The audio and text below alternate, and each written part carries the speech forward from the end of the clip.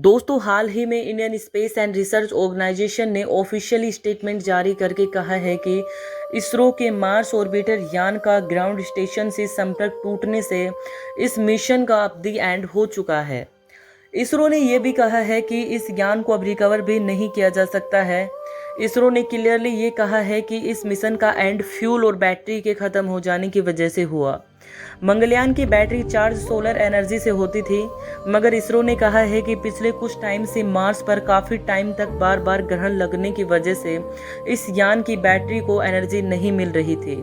इस यान की बैटरी एक बार फ्यूल चार्ज होने के बाद सिर्फ 1 घंटा ही चल सकती थी, मगर एक बार 7 घंटे लंबा ग्रहण मंगल पर लगा, जिसकी वजह से बैटरी चार्ज नहीं हो पाई और इसके बाद हमेशा हमेशा के लिए मंगलयान का इसरो से कॉन्टैक्ट खत्म हो गया।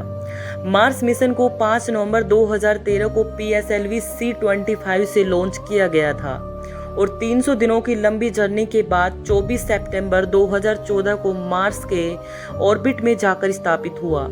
8 साल तक ये मंगल की कक्षा में रहा।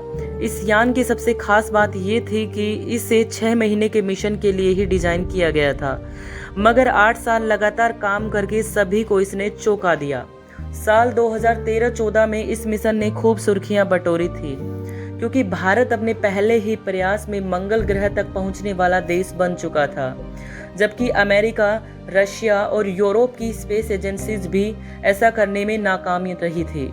मंगल ग्रह तक नहीं पहुंच पाई थी पहले ही प्रयास में। जितनी भी कंट्रीज की स्पेस एजेंसीज थी अपने पहले प्रयास में, सभी अपने 2 या तीसरे मिशन में ही पहुंच पाई थी, लेकिन भारत का जो मंगलयान मिशन था वो 2013-14 में अपने पहले ही प्रयास में सफल हो गया था।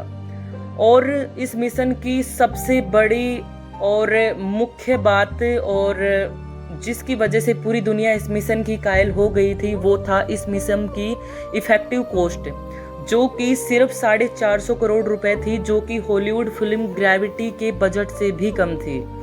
इस यान ने इसरो को मंगल के वायुमंडल की जानकारी के साथ साथ वहां की तस्वीरें भी भेजी, जिससे इसरो को वहां की भौगोलिक स्थिति और जलवायु आदि का स्टडी करने में सफलता हासिल हुई। अब इस बीच खबर मंगलयान 2 को लेकर आई है। मंगल मिशन इसरो की इसके मिशन 2 को लेकर प्लानिंग 2024-25 के लिए है। दोस्तों, अगर जानकारी अच्छी लगी तो प्लीज़ लाइक, शेयर और सब्सक्राइब जरूर करें।